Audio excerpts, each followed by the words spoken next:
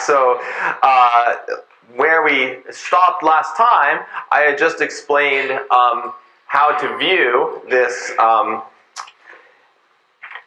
this question about counting square-free polynomials from what I call the geometric point of view, and explained that there was a computation in algebraic topology, namely the cohomology of the configuration space of n points on the disk, which somehow corresponded to these facts that we were able to prove about counting square-free polynomials over a finite field, and which indeed, with admittedly a little bit of extra justification that I haven't presented on the board, could be used to prove that statement over the finite field with, so to speak, the active ingredient being the Grothendieck-Lefschetz trace formula. So I'll just remind you, these are the three problems that we sort of have discussed.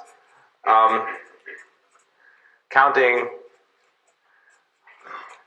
square-free integers in a dyadic range,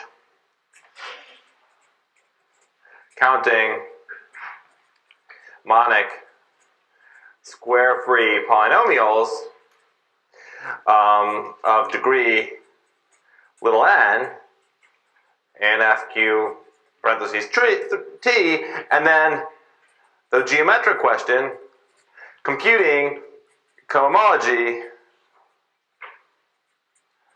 of moduli space of degree n square frees in C brackets T. So that's what we can think of as the configuration space, is the moduli space of square-free polynomials with complex coefficients. So of these three questions, we sort of go from the arithmetic to the function field arithmetic to the geometric. And what I want to argue is that there's in some sense a general program, and this is what I'll mean by geometric analytic number theory, of starting at the top, starting with a problem that we may be interested in already over Z, and going all the way to the bottom and understanding what flavor of geometry we may want to do in order to learn something about the arithmetic problem that we start with. So let me just kind of make that into a précis.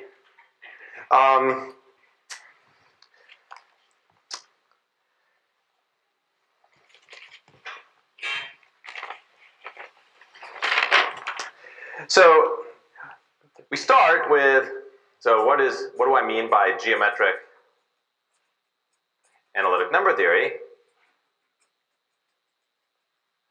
It means we start with some problem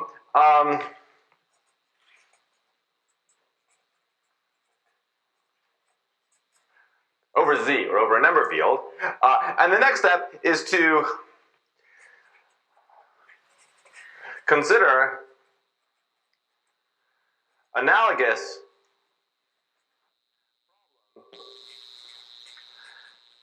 over a function field, very often a rational function field, and then what we hope is that that problem can be interpreted as the problem of counting FQ rational points on some variety. And certainly not every single problem in arithmetic can be interpreted that way, but we'll see that a lot of problems, especially problems in so-called arithmetic statistics, do indeed have that feature. So interpret as problem of studying the quantities, the number of points over a finite field. Romeo, do you want me to move the mic? Is it too high? Is that the issue? Okay. Romeo's my roadie.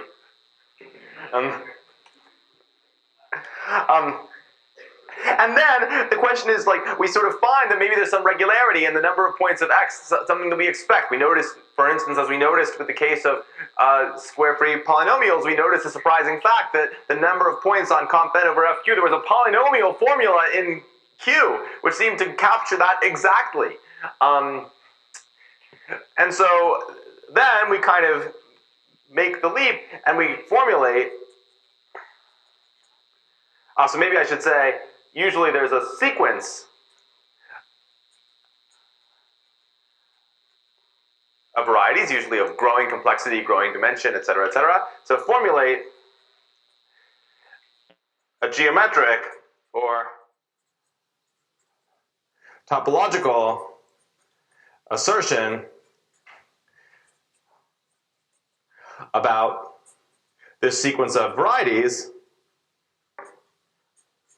over C, which hopefully implies the above.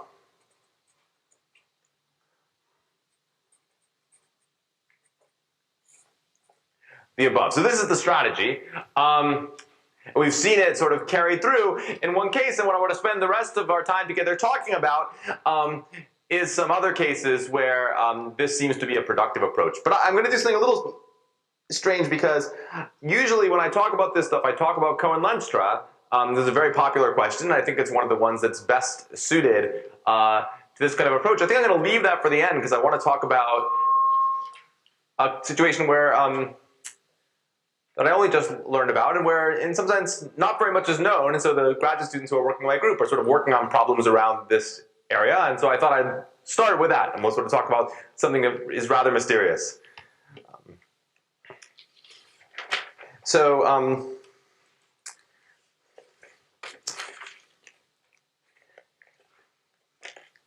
maybe I'll say before I do that, because I'm a little afraid I won't get to it at the very end, let me just no, I'm going to start right in with Jala, actually. I changed my mind.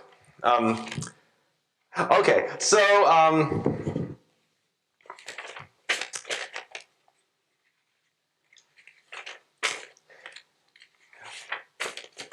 I'm skipping some pages of my notes, and in particular I'm going to skip the aside about motivic analytic number theory. So I'm happy to talk about that with people if they want to hear about it, but I will, and it's in the notes, but I'll skip it here in my talk, coming back if we have time. So the Chalice conjecture concerns the autocorrelation of the Mobius function with its shift. So I'll remind you, I mentioned this in the first lecture, but let me sort of bring us back to it. So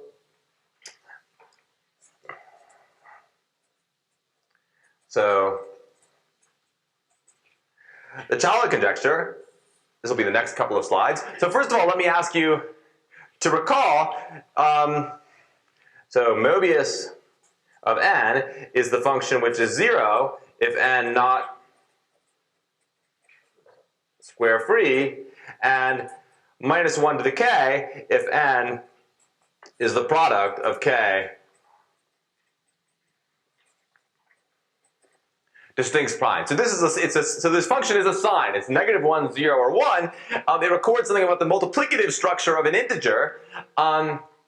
And a basic fact that we would like to believe is that somehow, because it's defined for the multiplicative structure, it's sort of independent from the additive structure of the integers. So the most basic thing that we might ask about it then is, sum it over an interval. So this should act like a random sign, at least from an additive point of view. And to some extent that's true. So for instance, if you sum in a box mu of n, this is small,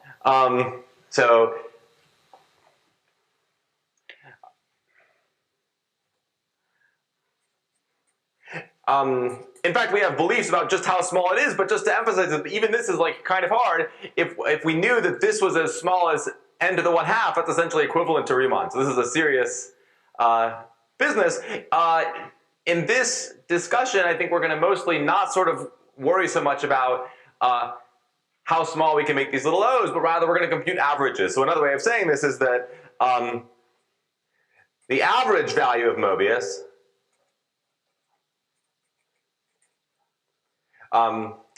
in the limit is 0. So at least it's not biased, right? I mean, we can sort of talk about the speed of convergence, which is what controlling that error term would be, but at least it's sort of 1 50% of the time and negative 1 50% of the time. But already, it turns out that the next question you might want to ask, once you sort of establish that it's at least a random sign in that sense, equidistributed 50-50 between plus and minus. So again, I'll write the sum again that I sort of mentioned briefly at the beginning. We can ask, what about the sum over some box of mu of n times mu of n plus 1. Is that also small? Is that also little o of n? So maybe I'll say, again, from n to 2n, 1 over n. Does this also go to 0? And this is completely unknown. I mean, this would be a major advance if someone could prove this. Maybe I'll write down just what's on the board one time is so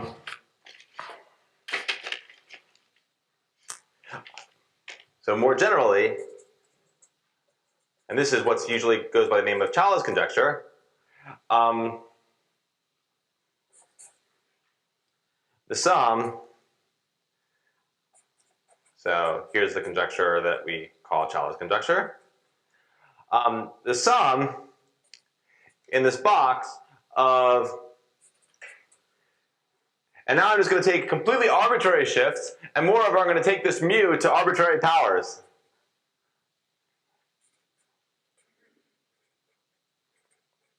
But it's still a sum over n things, so we want this to be little o of n. In other words, this kind of combo sign that you get by multiplying together a bunch of shifted Mobius, this acts like a random sign, at least insofar as it's 50% 1, 50% negative 1. Now, by the way, it seems a little funny to raise something that is plus or minus 1 to a power. Like, why am I bothering to do that? So, indeed, you might as well just take all those epsilons to be either 1 or 2. It also might seem so weird to take a sign to a power and distinguish that from taking it to the 0, but I just want to remind you that the Mobius function is 0 at non-square freeze. So when I take Mobius squared, that actually has some content. That's the characteristic functions of things that are square free. And taking Mobius to the 1 is sort of keeping track of the parity of the number of prime factors. So the conjecture is that sort of all of those guys are uncorrelated from each other, is the good way to say it. And maybe this, I'm not going to sort of say anything so much about this in this talk, but there's work of Sarnak that shows that essentially this is like the master conjecture about Mobius, in the sense that there's some vast array of functions, what Sarnak calls deterministic functions, such that if this is true, then Mobius is uncorrelated from any function like that. So this includes the kind of null sequences that guys like Terry Tao and Ben Green study, and like many other things. So it's somehow all the mysteries about the distribution of Mobius and the distribution of functions evaluated on primes. In some sense, people see this conjecture as sort of the cold hard nugget of difficulty at the center of it all. So it would be great if I were going to tell you how to prove this conjecture over f cubed brackets t. But I am not going to tell you that, because that is also unknown. But I want to kind of tell you what is known. I want to talk about a really nice result of Zev Rudnick and Carmon, I forgot his first name, about this question, because it illustrates, I mean, first of all, it's evidence towards this conjecture, and second of all, it illustrates sort of like one of the things that you can do with this method. So let me sort of say the slogan that this part of the talk is meant to illustrate.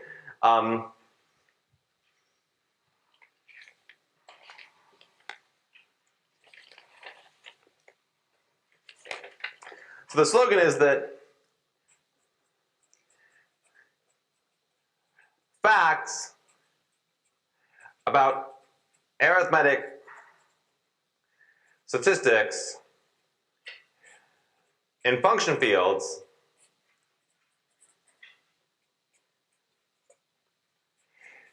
in the large Q limit. And so we've already seen this large Q limit in Chantal's talks. So I mean that sometimes we ask questions and at some critical moment we let Q go to infinity.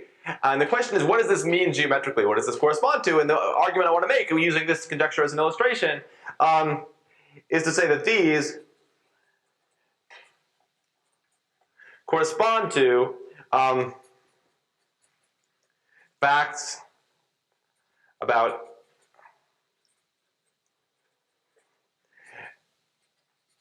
irreducible components, and this is going to correspond to H naught,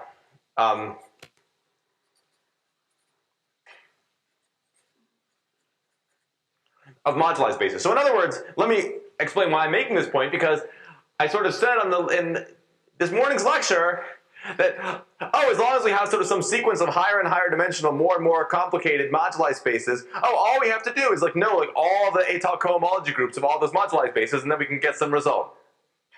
Okay, well that might be hard.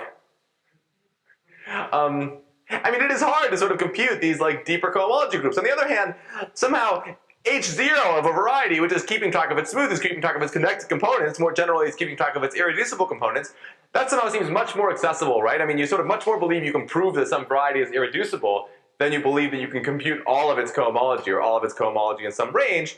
And so what I want to argue is that this operation of taking the large Q limit on the geometric side exactly corresponds to forgetting everything about the variety except its components, and that there are many, many more situations in which you have some chance to actually compute this and get a result, which in some sense corresponds to the fact that there are many, many more situations in arithmetic statistics where you can get a result in the large Q regime than where you can get a result with fixed Q.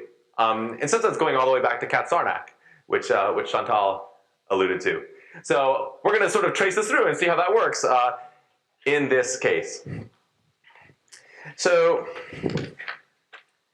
what I have to tell you now is what variety it is we're going to talk about, right? I said we're going to somehow relate this question to counting points on the variety, and now I'm going to explain to you what variety is in the picture. So my students in my group already know this very well, but now I'll explain it to everyone else.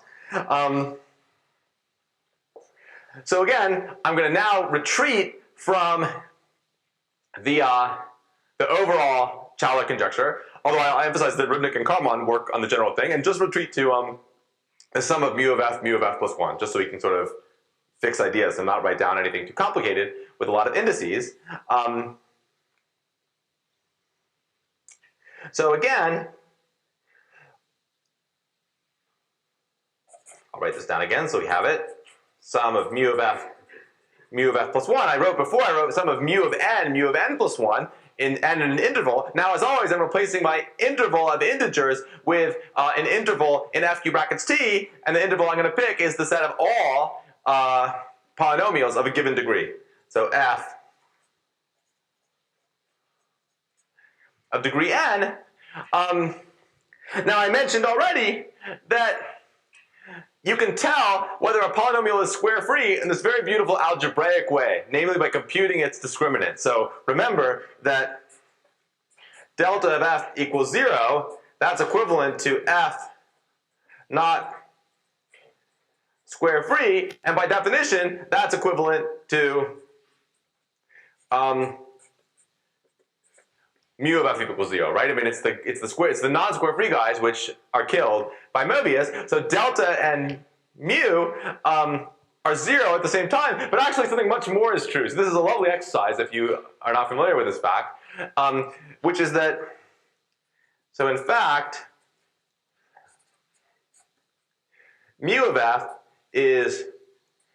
can actually be determined from the discriminant of f. Namely, mu of f is negative 1 to the n times chi of delta of f, where chi is the unique non-trivial quadratic character. It's the Legendre symbol. So in other words, if, let's take, I mean, it depends whether n is odd or even, but if n is even, what this says is that if delta, if you want to know whether mu of f is positive or negative, then the question is simply whether the discriminant of f is a quadratic residue or not. And of course, if it's 0, then mu is 0, and then the sign of the Mobius invariant is told to you precisely by this Legendre symbol, precisely by, I mean, it's kind of, I mean, this is kind of miraculous somehow that that this algebraic function you compute is telling you about the parity of the number of prime factors in the prime factorization of the polynomial. But if you sit down and try to prove this, you'll see it's actually not that hard, but it is kind of cool. So, so what does this tell us? This allows us, this is exactly the engine that we're going to use to express this sum of shifted Mobius as the number of points, or at least as something we can compute from the number of points on a certain variety. So how do I do that? What this tells me is precisely that. So this guy we're averaging is the same thing as, and now conveniently I'm going to have 2 negative 1 to the end, so I don't have to remember whether n is odd or even because it's going to cancel itself out. So this is the same thing as chi of delta f, chi of the discriminant of f plus 1, but this is of course a multiplicative character, so this is chi of this algebraic quantity, the discriminant of f times the discriminant of f plus 1, and we're averaging this. Okay, still doesn't look like the number of points in a variety, but we can fix this. I mean, what is the Legendre symbol? I mean, what is the Legendre symbol of an element of fq? I like to think of it as the number of square roots that element has minus 1. Right? Because if I'm a quadratic residue, I have 2 square roots, and the Legendre symbol is 1. If I'm a non-residue, I have 0 square roots, and the Legendre symbol is negative 1. And if I'm 0, then I have 1 square root, and the Legendre symbol is 0. So it's all good. So this is, I'm going to write this in a funny way, the number of square roots of this algebraic guy minus 1. So now it's clear what moduli space we're supposed to be studying. It's the moduli space of square roots. I mean, I know that sounds weird, but that's like a perfectly natural thing to consider. So let me write this down. I mean, so what we should study is the variety. So let Yn be the moduli space of pairs f, comma, x, where x, maybe I'll call it little y, where y is a square root of this quantity, which again is just some polynomial like on an. It's some giant polynomial in those coefficients of the polynomial f. So I mean, this is one way to say it. Another sort of more equational way to say it is that Yn has equation y squared equals delta of f plus 1. So this expresses we're taking the affine plane and taking the square root of some complicated function on it. So if you like, Yn to a2 is a double cover ramified at the vanishing of this thing we're taking the square root of. So in other words, it's ramified precisely at that locus where either f or f plus 1 fit to be square free. So, okay, and of course this map is just take f and the square root and forget the square root. So what we can now conclude is that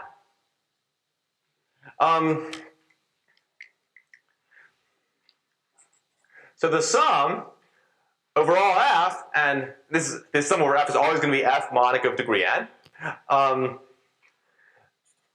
mu f plus 1, given what we've already shown, is the sum over all f of the number of square roots of delta f plus 1, quantity minus 1, so all this is inside the sum. So, okay, I can certainly sum the negative 1 over all those things. I mean, that's, there's q to the n polynomials, and I'm just summing negative 1, so I get a minus q to the n. But of course, summing over all f, the number of square roots, is precisely saying how many points are there on my moduli space that I just made. So this is nothing other than y sub n of fq, or rather the number of those points, minus q to the n. And so now we have succeeded in expressing this average value, or this autocorrelation of the Mobius function with its shift, precisely in the way that we hope to, namely as a problem in counting points on some kind of crazy moduli space. And this is precisely the space that the graduate students in my group are sort of hard at work thinking about and trying to understand its geometry for some small n and basically saying whatever we can say about it. But at the moment, I can't say much about it. So if you ask me sort of like what's the cohomology of this space for a large n, like I have no idea, to be quite honest. So the question is, why did I tell you all about this? And what did Rudnick and Carmon prove? And the answers to those two questions are the same. So what are we supposed to do with this? So remember, first of all, let's always remember what we're trying to prove. So we're trying to prove that this quantity is, we hope that this is, I mean, remember what we're dividing by, right? We're dividing by the number of guys in the interval, which is, we're averaging over q to the n things. So we want this to be little o of q to the n. So another way to say this is, i.e., we want the number of points on yn to be q to the n plus something smaller. And the question is this true?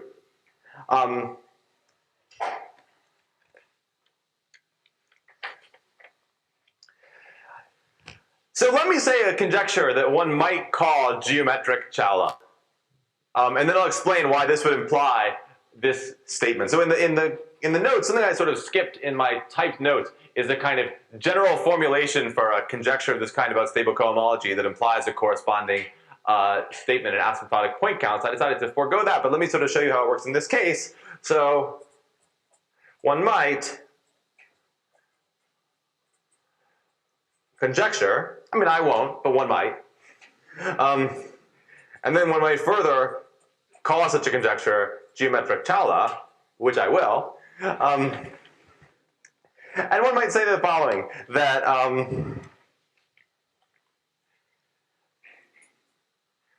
so for all n greater than or equal to 0, this variety yn is irreducible and there is a constant alpha bigger than 0 such that h 2n minus I étal compact support. So I'm writing this kind of thing that we wrote before when we talked about the Bray group. And the claim is that this cohomology should actually be 0 for all I smaller than alpha n. So what's the nature of this thing? Let me just sort of comment how you should think of this.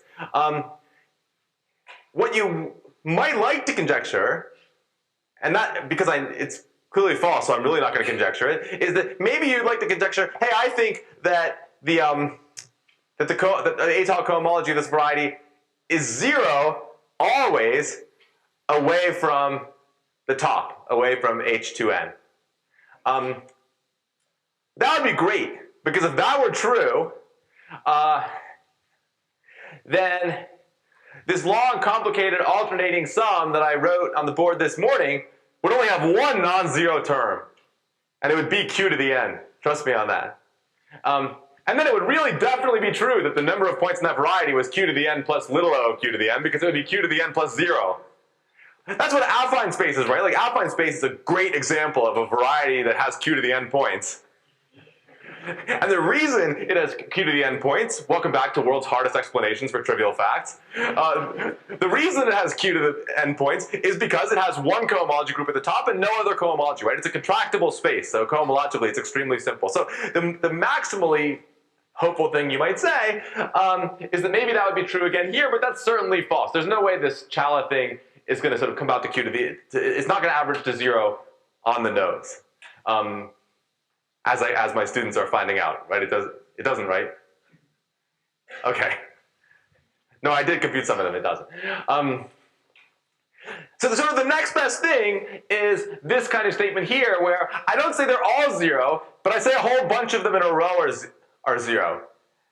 And again, under some other hypotheses that I'm not saying, like, that will turn out to be enough. That will sort of be precisely the kind of thing you need to say, like, the contribution of the cohomology that I'm not controlling by this theorem outside the so-called stable range is small. So maybe I can use it's like equals with a dot zero, like Bjorn. Like there's sort of, I'm admitting that there's some stuff that's not zero, but I'm promising you that it doesn't get in the way of the asymptotic we're trying to produce.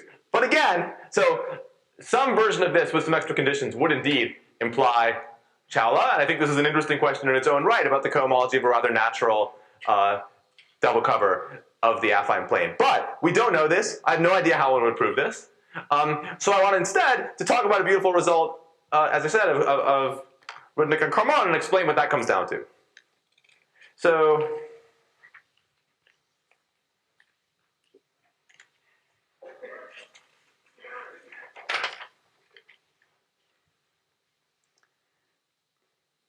remember, I've been talking about the function field fq parentheses t, but I asked you to keep in mind that I call that a function field, but it's many function fields. I mean, there's one for each prime power q, right? So this gives me another knob I can turn. Besides turning n, I can also turn q. So let me point out that we are asking about, so instead,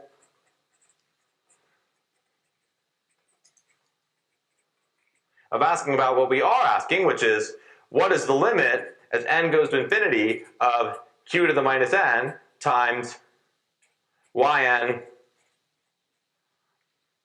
of fq. This is the thing that this is the limit that we hope exists and hope equals 1, but we don't know.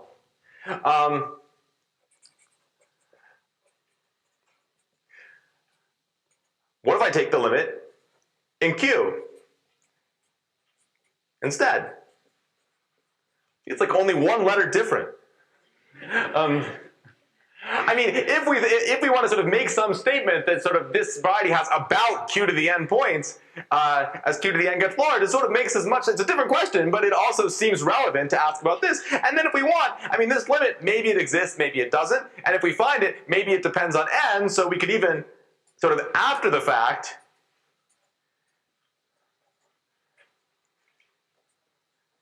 take a limit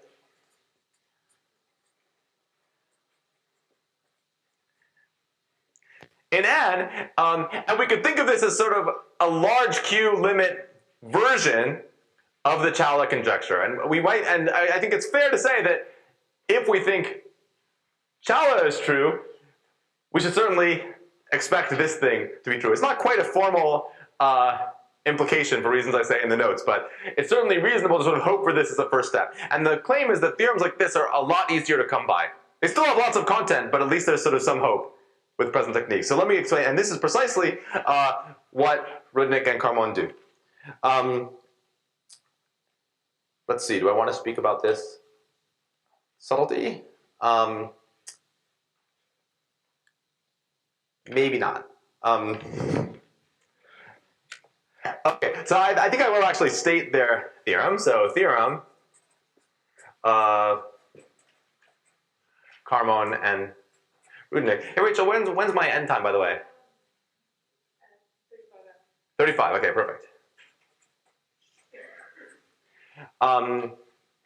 So let FQ be odd characteristic. I mean, come on, I'm taking square roots of stuff. I should have mentioned at some point that I was an odd characteristic, but I forgot to, but now I will. I always have been since I started this whole discussion. And let A1 through AM be distinct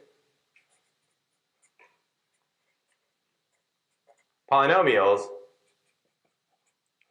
in FQ brackets T. So these are we're going to shift by, and I have like completely arbitrary shifts. Maybe I should say of degree less than n. I probably should say that.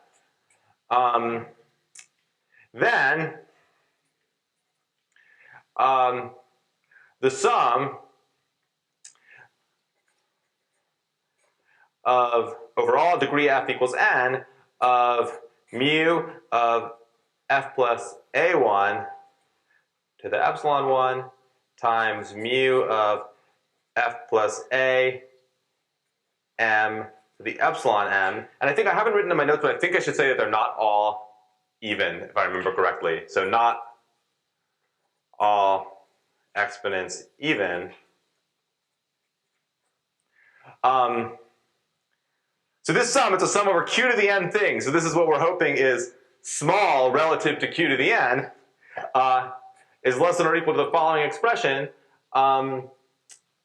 It's 2mn q to the n minus 1/2 plus 3m n squared q to the n minus 1. So these guys are real analytic number theorists. Like they write down explicit bounds. They're not like diddling around with like little o's like me. Like they really write it down. So this is a bound with all constants specified. And if you look at the nature of this thing, you see it does precisely what I said one might hope to be able to do. Namely, if n grows with q fixed, you just can't say anything. Right there, I mean, this is supposed to be small relative to q to the n. And of course, if n is growing out of control, then you just don't know that. But if q is growing with n fixed, it's a totally different story. Then this, you sort of get a q to the n times 1 over root q, and that 1 over root q is going to 0. And so what that tells you is that this is certainly equal to O of q to the n as q goes to infinity with n fixed. So in particular, this tells you that the large Q regime version of Chalice conjecture is in fact a theorem, and this is what they prove. So what I want to do is kind of say something about what is the geometric content of this. How should you think about this, and what should you try to do if you were going to try to prove more general theorems in this vein? Well, first of all, this is one of those things where, for the connoisseurs, when you look at the theorem statement, you know what's inside the box. Because if you see q to the n minus 1/2, you're like, aha, so Weil bounds. That must be what's going on. That's the only time in life you ever see q to the n minus 1/2. And that is true. That is sort of what's doing the arithmetic work here. So let me explain from the point of view of what I already set up, how you would get to something like this. I'm not going to explain how you would get these. I mean, it's quite nice the way they get these actual precise bounds with no fudge factors, but let me sort of give you the idea of how you would get to this O of q to the n. So what's going on here? So I mean, I'm going to say main idea, but I actually have no idea whether this is what Zev would say is the main idea. This is like my description of like what's going on in his paper from the point of view I'm trying to promote in these talks, is that we're trying to compute the number of points on this variety yn of fq, and by what I said before, though I did Grothendieck Laffer's trace formula this morning, this is some kind of alternating sum. Let's see if I can get this right without looking, of the trace of Frobenius on the h2n minus I étal of this stuff. Okay, so some scary alternating sum. But now we're going to think of n being fixed, and we're going to let q go to infinity and see what happens. And here's the key point. What the Weil bounds, which of course are a theorem of Deligne, what they tell you is these give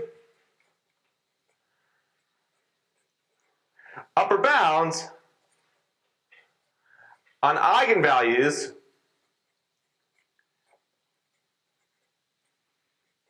of Frobenius acting on precisely this.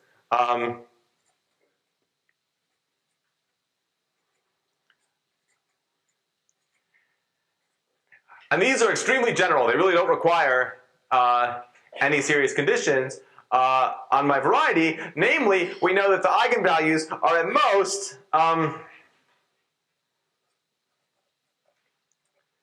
they have absolute value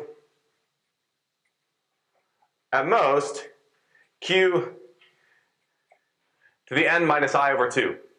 So you have the trace of an operator on a finite dimensional space Now what's the dimension of this space?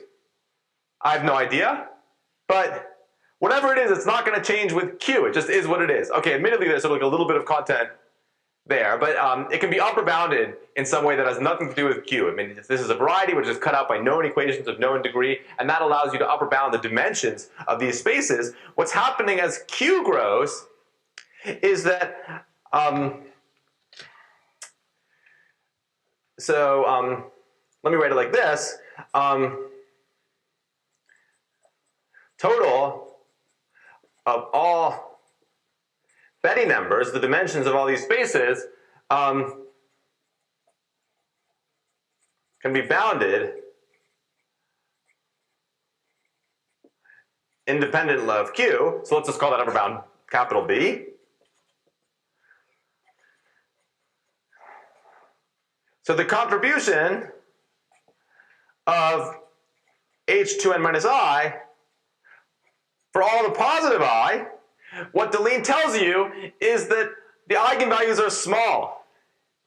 Is at most, well, the number of eigenvalues is the dimension of the space, so which is at most B. I mean, if you add all those spaces together, and then each eigenvalue, its size, is at most q to the minus I over 2, and I is at least 1, so this is an upper bound for how much you're going to get. Now, how much contribution is there from the H2n?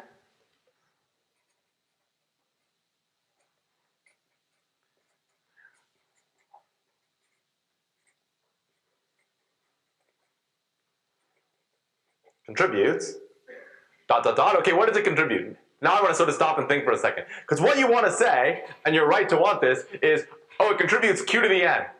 And then we win. We have q to the n times some constant, which I didn't compute, but they did, times q to the n minus 1/2. And then so you know that as q gets large, the q to the n is going to dominate. But actually, there is something to do here. So let me explain what is left.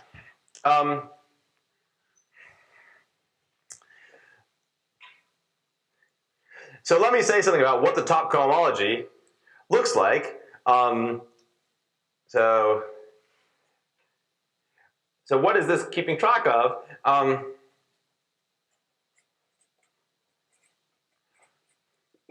It's the space, it's the QL vector space spanned by irreducible components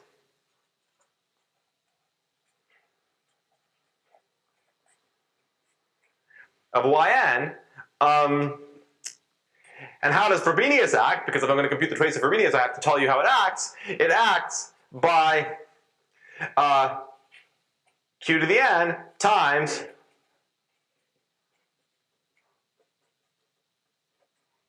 permutation action on components. So there is something to say here, because I just want to comment that we're very conditioned to be like, okay, I have a variety and it's n-dimensional, and so if I look at, for some large q, how many points does it have? You say it has about q to the n points. I mean, we're sort of very used to saying that. But you are actually saying something about the variety. Namely, you're saying something about its components, right? If I have like A1 union A1, I mean, that's one-dimensional. It doesn't have about q points. It has 2 q points. I mean, okay, that's not a very difficult computation, but I'm just pointing out that every irreducible component is giving you a copy of q. Similarly, if you had 2 components, let's say you had a variety over fq and it had 2 components, but the components were defined over fq squared, not over fq, and Frobenius fixed them, then that guy would have no fq rational points. Assuming it was smooth and the components were disjoint. I mean, because a component is, I mean, an fq rational point can't be on a component that's not even defined over fq. So that would be a situation where, you know, the permutation action of S2 flipping 2 things is like a matrix 0, 1, 1, 0, right? Which has 0 trace, and that's sort of what's going on there. So one way to say it is that what's the trace of a permutation action? It's the number of fixed points, right? So if Frobenius is acting like a permutation, scaled by a scalar, its trace is the number of fixed points. So So the trace of Frobenius on the top cohomology is the number of FQ rational irreducible components. So that's a number. It's a geometric thing. I mean, I guess there is this little business about the components being FQ rationals. That part is not like totally geometric in the sense that it can't totally be read off what's going on over the algebraically closed field. But it's some piece of the geometry of the variety that you might like to know. And in particular, if the variety is actually geometrically irreducible, then you know that this number is 1, which is what we want to be. So in some sense, the geometric nugget of this proof, so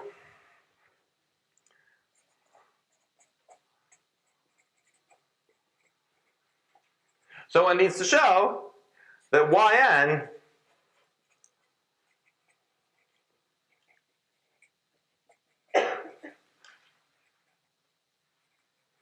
is geometrically irreducible. And what does this mean? I mean, if you would join a square root of something,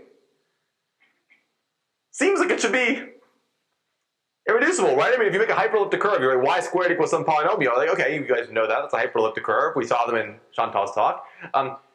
You think that's an irreducible thing? But of course not if you take like y squared equals x squared or something. Right? That's seriously not irreducible. What's going on is if you take the square root of something, you're going to get something that's irreducible unless the thing that you take a square root of, you were dumb enough to choose something that was a perfect square in the first place. So what's to be shown here? So this is true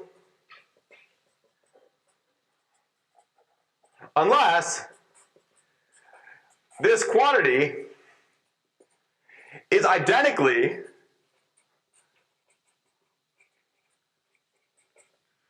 a perfect square. I mean, as like a function on affine place. Like if this this is some crazy gigantic polynomial in the coefficients of f, and what if it just so happened that that polynomial was a square? Then this situation would be totally different. And you're like, of course it's not. Well, indeed, it's not. But how do you actually prove that? You have to do something. But they do. And if you look in their paper and see what it is that they're proving, exactly the key point is to sort of show that this crazy thing is never a perfect square for any n. And that's sort of, in some sense, like the geometric heart of the argument. So it's not. Here's a little emoticon. Okay. Okay. I'm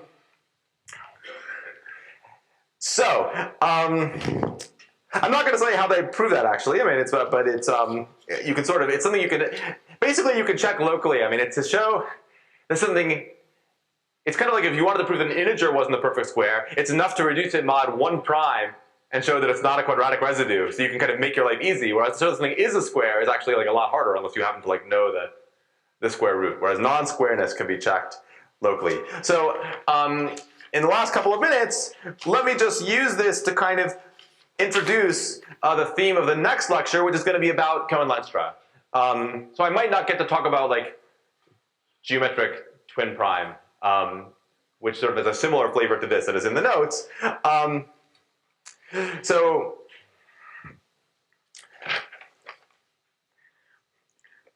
one way to think of this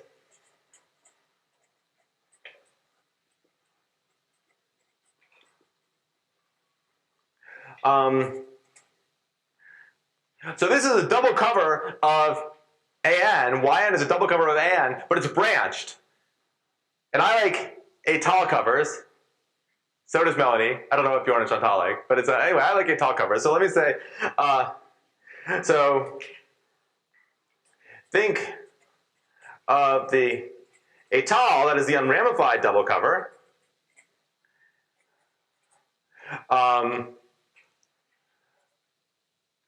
of AN minus the vanishing locus of this gadget,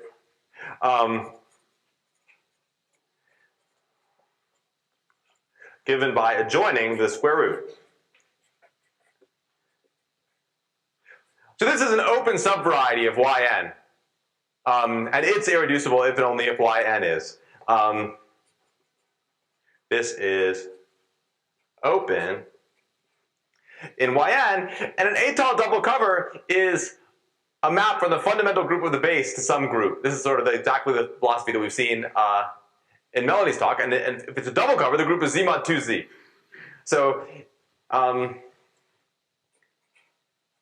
this is given by a map. In fact, why don't I just go whole hog and like just go all the way to the generic point? Then it's like a Galois representation. I like that. Okay, so I'm gonna try it that way.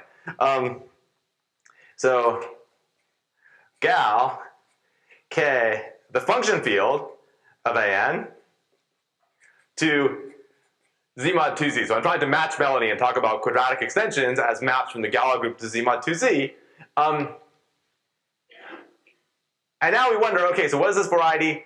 Irreducible or not? That is the thing we were taking a square root of, a perfect square or not? And that is a question about the image of this map.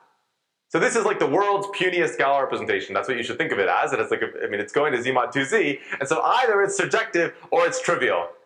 And we need to know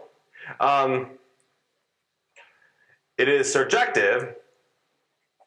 And when the map from a Galois group or a fundamental group to something is surjective, that's called big monodromy. But I don't have room to write it big, which is what I wanted to do. And so the point of view I want to sort of talk about in my next lecture is that problems in the large Q limit can also often be productively thought of as questions about big monodromy. That's what these questions about irreducible components often come down to. And I'll revisit the questions that Melanie mentioned about Cohen-Lenstra from that point of view and to show that they're true in the large Q limit. Somebody, is Jeff in the room now? Rachel, or is Jeff not in the room? Okay, so somebody not in the room proves something very much like this, and I'll explain how he did it. So Jeff Actor, that is the person I'm talking about. Okay, see you guys tomorrow.